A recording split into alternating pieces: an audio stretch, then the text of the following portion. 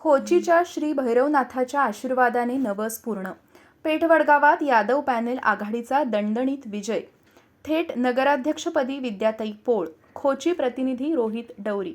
महाराष्ट्र कर्नाटक सीमेवरील भाविकांचे श्रद्धास्थान असलेल्या हातकणंगले तालुक्यातील खोची येथील श्री भैरवनाथ देवस्थानाचा प्रत्यय पुन्हा एकदा निवडणूक निकालातून आला आहे. नुकत्याच पार पडलेल्या पेठवडगाव नगरपालिकेच्या सार्वत्रिक निवडणुकीत यादव पॅनेल आघाडीने दणदणीत विजय मिळवत सत्ता हस्तगत केली असून थेट नगराध्यक्षपदी विद्याताई पोळ यांची निवड झाली आहे.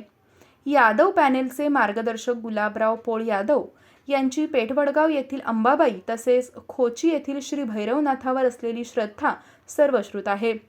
निवडणूक प्रचाराच्या प्रारंभी विद्याताई पोळ यांनी अंबाबाई व श्री भैरवनाथाच्या दर्शनाने प्रचाराची सुरुवात केली होती. यावेळी त्यांनी खोची येथे श्री भैरवनाथाच्या चरणी पेठवडगाव नगरीची सेवा करण्याची संधी मिळो असा नवस केला होता. हा नवस पूर्ण झाल्याची भावना कार्यकर्ते व भाविकातून व्यक्त होत आहे. विजयानंतर भैरवनाथाच्या चरणी कृतज्ञता. निकाल जाहीर होताच यादव पॅनेलच्या कार्यकर्त्यांनी पेठवडगाव नगरीत गुलालाची उधळण करत जल्लोष केला. त्यानंतर विजयाचा गुलाल घेऊन कार्यकर्त्यांनी खोची येथे श्री भैरवनाथाचे दर्शन घेत कृतज्ञता व्यक्त केली. यादव पॅनेलची स्पष्ट बहुमताने सत्ता. पेठवडगाव नगरपालिकेच्या निवडणुकीत यादव पॅनेलने थेट नगराध्यक्षपदासह 15 नगरसेवकांच्या जागा जिंकून सत्ता स्थापन केली. विरोधी जनसुराज्य व ताराराणी आघाडी युतीला 5 जागांवर समाधान मानावे लागले. थेट नगराध्यक्षपदासाठी विद्याताई पोळ 10,827 मते 54.48%, प्रविता सालपे 8,662 मते 43.58%. प्रभाग निहाय निकाल. प्रभाग क्रमांक 1 संतोष चव्हाण जनसुराज्य, सुरेखा अनुसे यादव पॅनेल. प्रभाग क्रमांक 2 धनश्री पोळ, मिलिंद सनदी दोन्ही यादव पॅनेल. प्रभाग क्रमांक 3 अंजली थोरात ताराराणी आघाडी, निवास धनवडे यादव पॅनेल.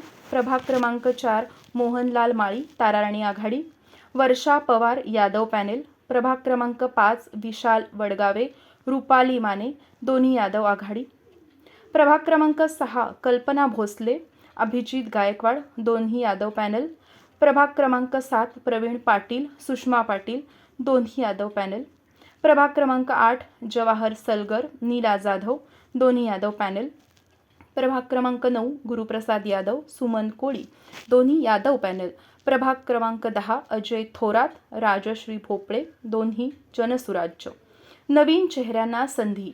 यादव आघाडीकडून पहिल्यांदाच संधी मिळालेले 13 उमेदवार नगरसेवक झाले आहेत. तर सालपे गटाकडून अंजली थोरात व राजश्री भोपळे हे 2 नवे सदस्य सभागृहात दाखल झाले आहेत. पुन्हा निवडून आलेल्यांमध्ये यादव पॅनेलचे गुरुप्रसाद यादव, जवाहर सलगर तसेच युवक क्रांती गटातील अजय थोरात, मोहनलाल माळी व संतोष चव्हाण यांचा समावेश आहे. दिनांक 2 डिसेंबर रोजी मतदान प्रक्रिया पार पडली होती. तर तब्बल 19 दिवसानंतर निकाल जाहीर झाला. निकालानंतर संपूर्ण शहरात आनंदाचे वातावरण पाहायला मिळाले.